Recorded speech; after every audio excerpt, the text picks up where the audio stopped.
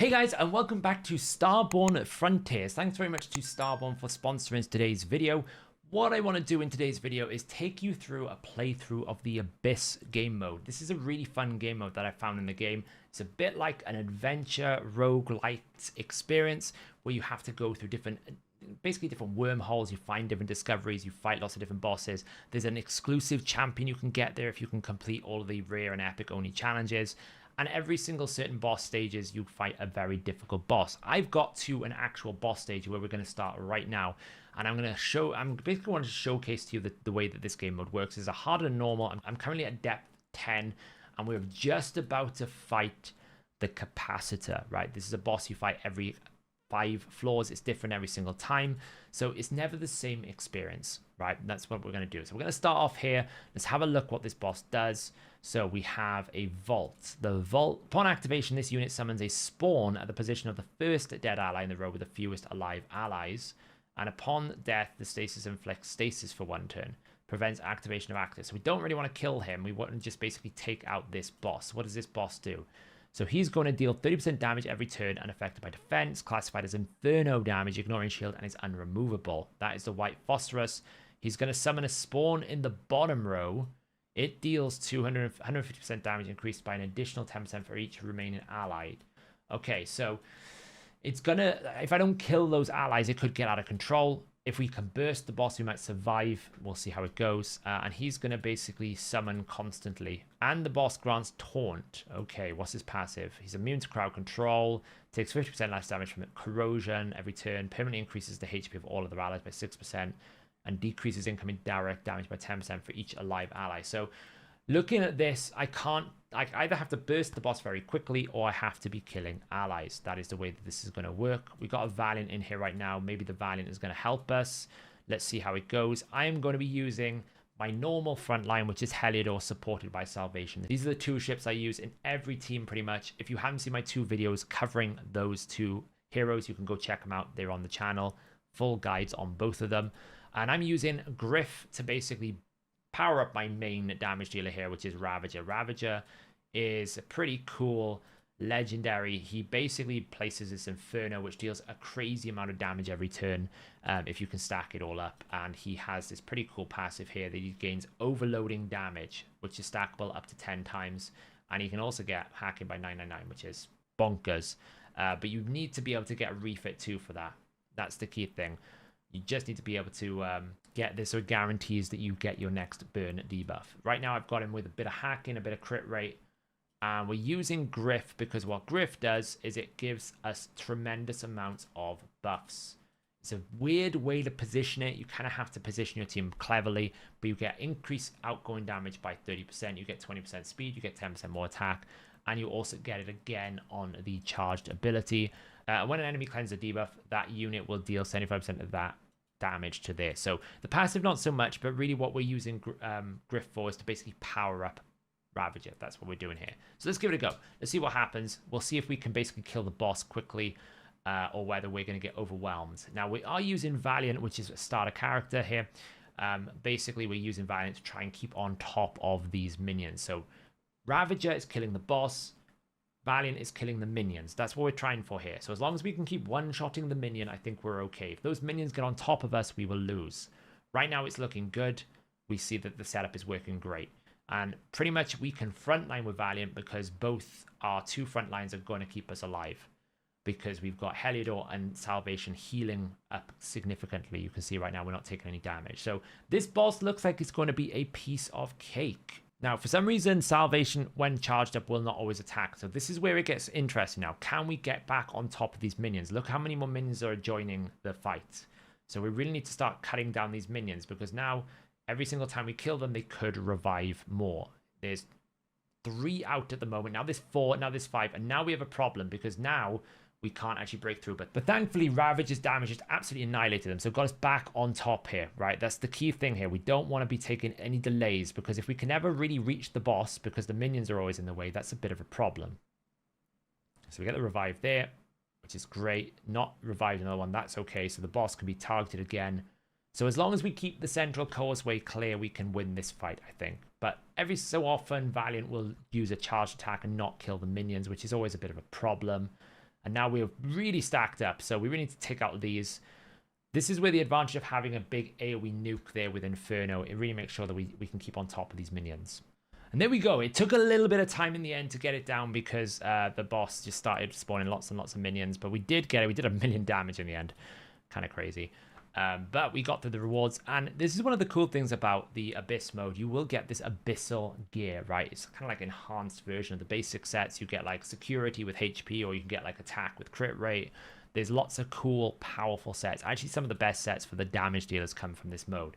Now, once we're in this mode here, you can see we're going to claim this bonus.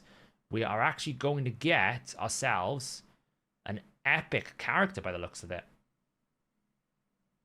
Okay, so we're actually going to get an epic character. I didn't know this. We're going to get Yazid. Yazid is a repairs itself, so it looks like a front line, which is kind of cool. Everlasting, increases repairing. Awesome. Passive.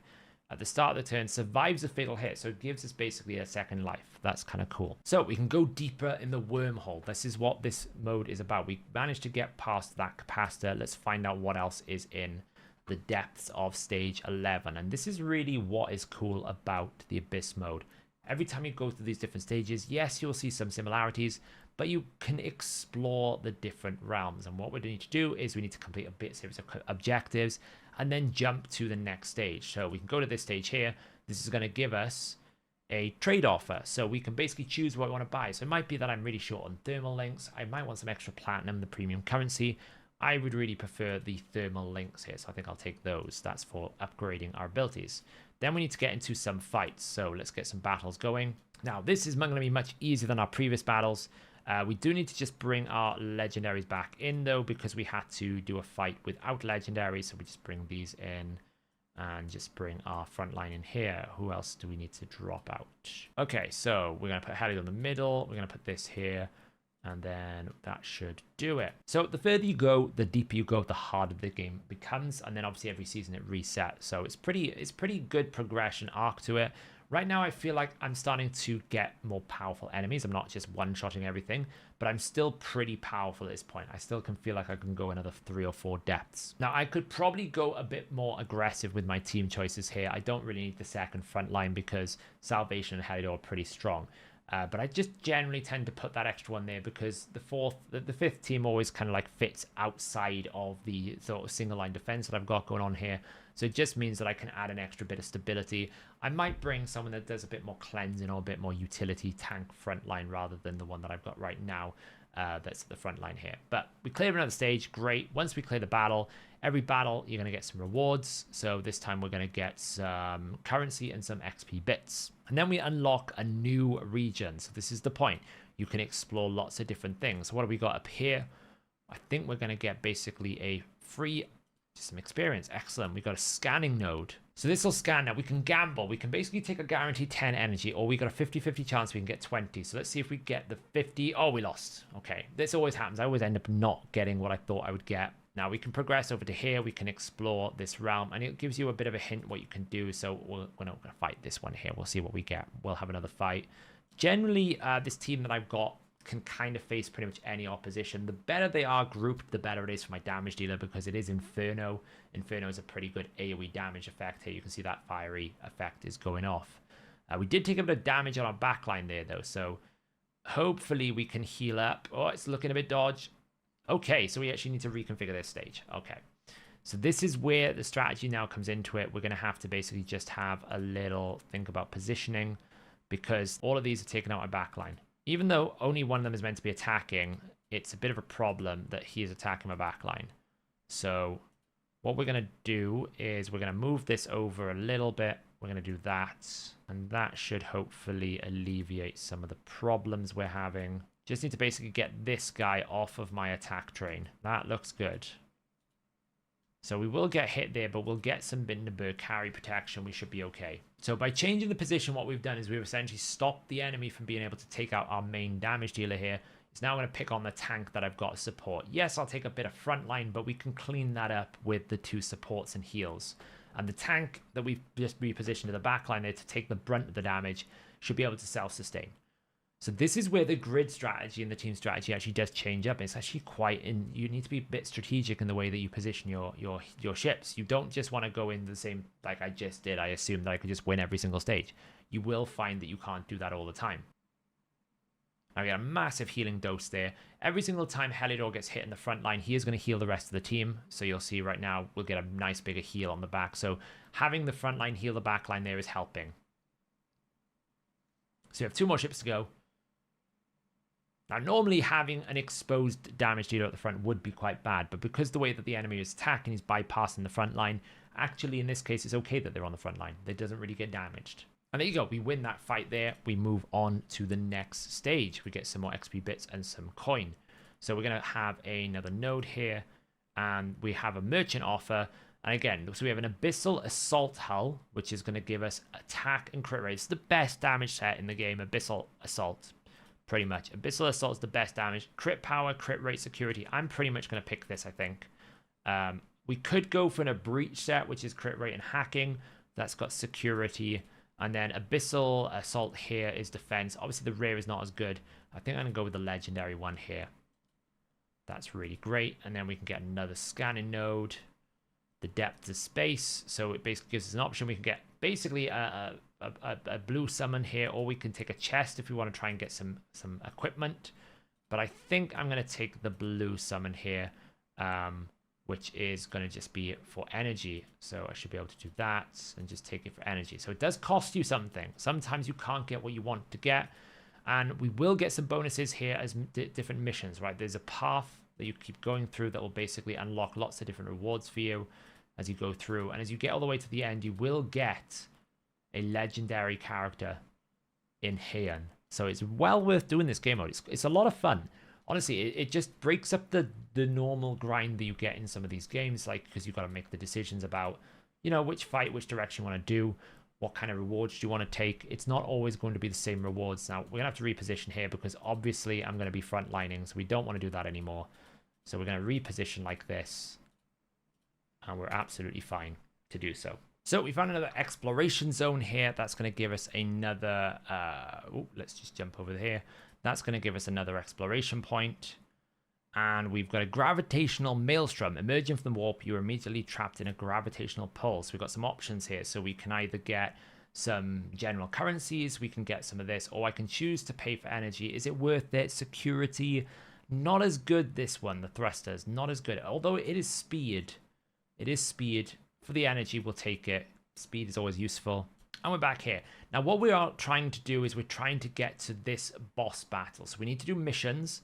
Once you get to the missions, you can do the boss battle. And there's also always one epic and rare only combat, which is to collect fragments for the exclusive legendary that you can get by collecting all those different achievements. I think there's one every single floor. So right now I've been able to do every single one without any sort of blocker. But it does mean that eventually I'm going to need to start leveling up some of those epics and rares, because I am using quite a lot of legendaries here. I'm using 3 legendaries in my team. My main damage dealer is a legendary. I will probably need to maybe lift up Valiant the starter to be able to be a good damage dealer, or maybe pick up the Berserker epic. As you can see, these ships stand absolutely no chance against my my Ravager right now. Really powerful. My gear is not amazing. I can do a lot better with gear if I just basically spend some time to get some rank 5 gear and really push the higher tiers. But it's more than enough here to take out these enemies in one big blow. And it's really the combination of Griff plus the stacking passive that really makes him ramp up over time, and then the Inferno bonus on top doing extra damage. So we get another exploration point. Let's see what we get. Let's try for scan again. Oh, we failed again. Never mind. We can absolutely claim some extra rewards. Brilliant. And then, oh, we can go over here. We can find another scanning node. 3rd time lucky. Yes. Okay, so then we can either go again. You could basically, you're doubling up every single time. And I'm gonna take my luck and get 40. So that's always a bit of a fun one to risk. Now, we have uncovered the epic only combat here. The fragments, and it is to basically get this legendary character here, but you can only use epic and rares. So you do generally find they're a bit weaker, which is great. And I've been using this character, my starter character, Opal is not a bad shout. There's loads of epics and rares that you can absolutely use for great success. Berserker that you get for free is a pretty great option. You can see I've got a number of different epics I could use because I've just been fortunate enough to have a lot of materials here. But right now I've only been focusing on my main kind of starters here, and I've been using this setup. So we've got a support, we've got a damage dealer. So we're using the same healing core here in Heliodor. That's really the carry, the linchpin in my team. We're using Flammel here to basically just add more support to the front line. Basically means that we're always tanky, and then we've got 2 damage dealers at the back here that are just going to try and do some good damage. So most of the time, the front line is tanky enough that we're able to deal with whatever we're facing, and we will eventually whittle them down. But these guys are not built to do much damage. I really need to invest in getting some of these epics and rares upgraded to make, when we eventually start hitting a wall, we're going to need them to be able to beat these stages, because we need the fragments to get the champion, to get the character. So it wasn't a very quick run. It took us 4 minutes, but we were able to successfully do it. And that gets us 2 fragments for Incinerator. We are grinding our way towards getting that done. Now, we still need to beat this, basically 2 more stages before we can fight the boss. So let's go and fight a few more stages and then get to the boss for this floor. Okay, so we have completed all of the objectives. Now, there's plenty more battles to win on this stage, but now we can beat the Gob Smacker, the thermal Gob Smacker here. So we can have a clear out and see what we can do. So what is this guy going to do? He's going to do bonus damage to the front with a chance to place Inferno. So we want to get rid of those. The boss will deal 170 with an additional chance to do debuffs plus bombs. So pretty much a debuffer. We got some other minions here that are a problem. Let's just take this out and let's just bring our front line in to help us here. So we're going to take a lot of damage, but that's okay because we've got Heliodor. You've got Salvation, and then we are just pumping damage. So as long as our front line can stay alive, we should be good to go. So once again, we're going to go in. And the nice thing is Heliodor will also remove like the debuffs, the bombs and the Inferno. So you'll see that it'll go on here. The moment he takes a hit of damage next, he'll be able to cleanse this off once he takes damage, but they're not attacking him right now. And of course, Salvation will keep the team alive as well, which is really good. Right now, Vindicator's kind of taking the main brunt as my second tank, so kind of like my off tank here. Ideally, I'd like them to actually hit Heliodor, but they're not doing that. So we might lose our one of our front lines, but that's okay because it means it should direct it all onto Heliodor, unless, of course, Salvation comes in and completely fills half of the HP bar there, which is quite a powerful heal. So we have cleared the front line. Now we're on to Gob Smacker here, and we can start laying down the punishment at the back. We probably need to take out his minions, though. Oh, we did lose Salvation. Okay, the bomb exploded. Now we're in trouble. We might be in trouble here because we don't have that much healing now to keep our 2 front lines. So I was obviously not paying attention to the bomb exploding and absolutely destroying my healer. Now, it could be if we fail this, we just need to reposition a little bit because Heliodor was really not taking much of a damage at all. Like, this is what we want to happen, right? This is the issue. All the tanking was going on the wrong character, so we weren't getting the cleansing or healing that we needed. So we are going to have to replay this. Let's reset the map. Let's reset it. Okay, so let's go again. Now, the one thing I did notice is the Gob Smacker has a passive here that is actually going to make it harder for me to defeat him because he's going to take 50% less damage from attackers and deal 100% more damage to defenders here. So my front line is going to take a lot more damage. My back line is going to do a lot less damage. But I'm hoping by changing this around now, Heliodor is going to get attacked a few more times. And it's going to mean that basically that we'll be able to get more activations on his passive. That's what I'm hoping for here. So we can see that it should hopefully clear away some more of the debuffs. So we don't get the situation we had before where Salvation got absolutely annihilated. Okay, we took out the front line there. That's the first one down. So we got the bomb on us right now. Now we need to get rid of that bomb. That bomb absolutely destroyed the front line. But we were able to clear it away because of the Heliodor cleanse. So we've managed to survive 1 bomb again. Now, the only downside is we're going to absolutely take loads of damage from our... The position is still not quite there, I think, because I think we're just going to get absolutely wrecked on the back line because we've lost the front line that's protecting our damage dealer at the back. So we're going to have to replay one more time here. We're getting closer. Okay, so I've moved my damage dealer now. Even if we lose a bit of the front line, it's probably okay this time. Because we'll be able to basically not have our damage dealer be in direct line of fire. That was the main problem there. We lost the front line, and our main damage dealer basically just got absolutely wrecked. So we're going to take out that guy over the right. Hopefully one more shot, and he will be defeated. Okay, so that guy's down. Let's try and survive the bombs that will arrive from Gob Smacker. Okay, there's the bombs. So we're probably going to lose a front line right now, unless we get a cleanse out, which I don't think we're going to get because Helidor is not in line of fire. So that is a bit of a risk. There goes one. Hopefully salvation is not going to die. We get a cleanse. That was really crucial. That tank there was really crucial. We were able to get rid of the bomb. Helidor will cleanse every time he gets damaged. That's what makes him really good as a front line. He gets a cleanse and a heal every time he gets hit. There you go, we cleanse it away. So he acts as like a triple threat. He's a tank, he's a heal, and he's a cleanser. Okay, now all we got to do is basically just survive and take out Gob Smacker, right? We've got one little minion behind him that's going to do some damage. We've got double bombs out here. Got to be careful for these. Oh, we've lost a healer. That's a problem. Oh, the front line is getting absolutely wrecked. Okay, all that's left is Gob Smacker. Can we hold on? Is Helidor strong enough to keep himself alive and just to allow our damage dealer? It's looking ropey right now. It's looking ropey because remember, we're taking a lot less damage. Oof, we might need to go and work on this team a bit more. It's close. It is very close, but not quite there. So that is the Abyss though. So it is, you know, it does get challenging. Some of these bosses, depending on what you're fighting, like obviously this guy is strong against attackers, so I could probably bring something that is not an attacker to try and basically deal some better damage, adjust it a little bit more. I could also go and level some characters up. I can fight more fights. I quite enjoy the Abyss here. There's quite a lot of depth to it. There's 20 stages, and then there's a whole nother hard rotation. The season rotates as well, so you get a restart. And it does give you some really powerful gear in the Abyssal sets here, right? We were able to pick up a bunch of new pieces of gear that we can probably put towards our main damage dealer here. Like obviously going through and upgrading the attacks will help a lot for that encounter there. We can increase the Inferno duration, reduce the charges. Upgrading the skills of your characters in Starborne is really, really important. So we're able to get a really, really powerful gear here. You can see the legendary. I got a double roll already. I'm out of credits. Very difficult to upgrade some of these pieces. This piece here is a 6. It's a 5-star piece. Probably not the best stats. We're already out of credits here. We've run out. I got to go farm some more.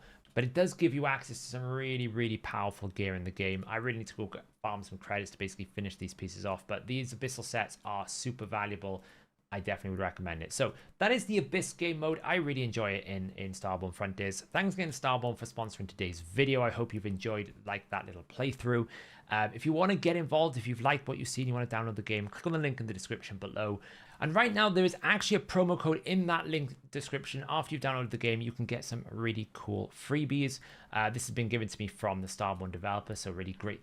Thanks very much to the Starborne developers for this. If you use the code, you can get yourself 100 green beacons, 20 blue beacons, 2 purple beacons, 5 million credits, and 5 million experience. You've just seen me run out of credits right there. Those 5 million credits will be great help to you. So make sure you download the game, click on the link in the description, and use that promo code to get yourself a quick head start. Thanks again for watching, guys, and I will catch you in the next video.